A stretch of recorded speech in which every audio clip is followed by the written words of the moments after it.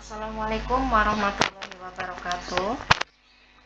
Pada kesempatan kali ini saya akan menerangkan tentang keterkaitan antar aspek keterampilan berbahasa, di mana ada keterkaitan antar aspek keterampilan berbahasa.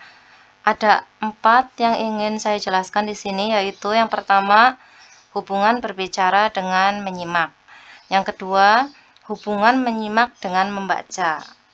Yang ketiga, hubungan membaca dengan menulis. Yang keempat, hubungan menulis dengan berbicara. Di sini saya akan menjelaskan satu persatu. Yang pertama adalah hubungan berbicara dengan menyimak. Berbicara dan menyimak merupakan kegiatan komunikasi dua arah yang bersifat langsung. Contohnya, misalkan antara pembeli dan penjual atau penelpon dan si penerima telepon. Nah, pada kegiatan ini itu terjadilah suatu komunikasi. Nah, pada suatu komunikasi ada 2 kategori, yaitu komunikasi interaktif dan komunikasi non-interaktif. Pada komunikasi interaktif, ada satu pihak yang berbicara dan ada satu pihak yang mendengarkan. Setelah itu, mereka saling bergantian, ada yang berbicara, ada yang mendengarkan. Seperti itu, bergantian. Contohnya ketika kita menerima telepon atau sedang berbicara di telepon. Oke. Yang kedua adalah komunikasi non-interaktif.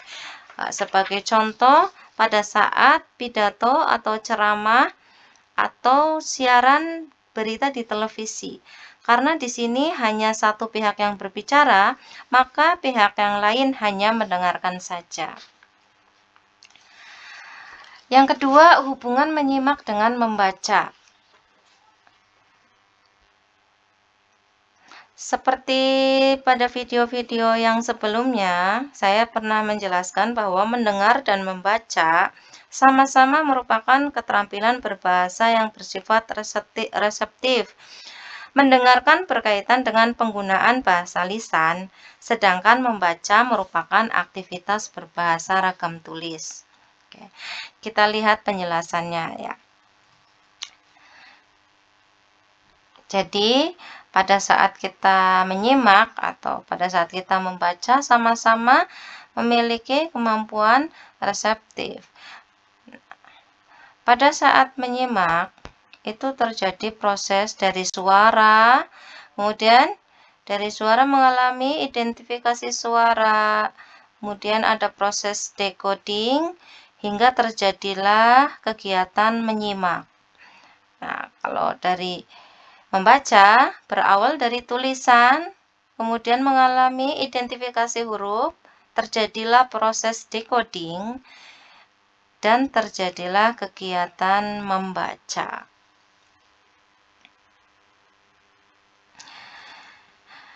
Perbedaannya hanya pada objek yang menjadi fokus perhatian awal yang menjadi stimulus. Kalau pada menyimak, fokusnya kepada suara. Kalau pada saat kita membaca, difokuskan kepada tulisan. Selanjutnya, hubungan membaca dengan menulis. Pada video sebelumnya juga, saya menjelaskan bahwa baik membaca maupun menulis merupakan aktivitas berbahasa ragam tulis. Menulis merupakan kegiatan berbahasa yang bersifat produktif, sedangkan membaca merupakan kegiatan berbahasa yang bersifat reseptif. Nah, seorang menulis guna menyampaikan gagasan atau pesan. Seorang menulis karena ingin menyampaikan pesan dalam bentuk tulisan. Sedangkan membaca ingin memahami pesan melalui tulisan. Jadi sama-sama melalui tulisan.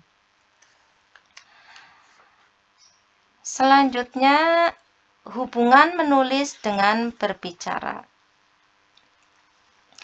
Kita tentu saja sering menghadiri sebuah seminar, bahkan mungkin pernah jadi pembicaranya atau moderatornya. Nah, seorang pembicara dalam seminar biasanya diminta menulis sebuah makalah terlebih dahulu, atau seorang pembicara biasanya akan merumuskan poin-poin penting dalam seminarnya tersebut. Kemudian si pembicara menyajikan makalah itu secara lisan dalam suatu forum. Nah, selanjutnya, audiens atau peserta seminar akan menanggapi pembicaraan si pemakalah tersebut atau si pengisi seminar tersebut. Jadi, kegiatan menulis dilakukan guna mendukung aktivitas berbicara. Sekian penjelasan dari saya. Apabila teman-teman mempunyai pendapat, bisa tulis di kolom komentar ya. Sekian penjelasan dari saya. Wassalamualaikum warahmatullahi wabarakatuh.